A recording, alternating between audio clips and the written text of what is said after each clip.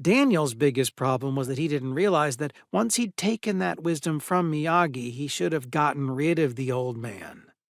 Daniel had beaten the stupid jocks, gotten the girl. Now he needed to totally get rid of the old Asian loser. It was important to squish people when you were done with them. Daniel didn't understand that after you get what you need, you move on to get more of what you need. You can't get everything from one person. People are to be fed off of. This he got all by himself.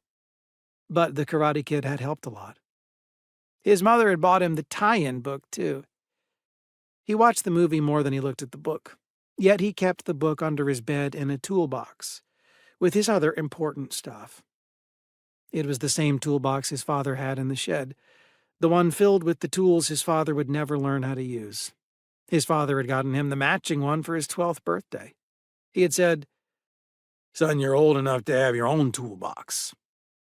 Within a few months, his father had forgotten all about it, and Doughty had moved it under his bed, using it to store the cigarettes he stole from them.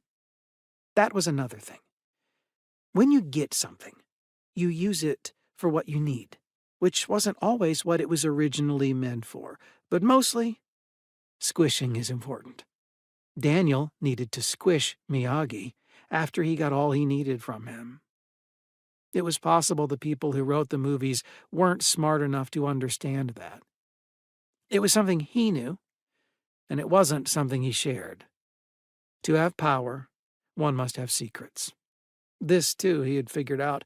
To withhold knowledge is to keep power. Squish. He looked that up in the dictionary. The word squish dated back to the mid-17th century. It meant to make a soft, squelching sound when walked on or in. Or even better, to yield, or cause to yield easily to pressure, squash.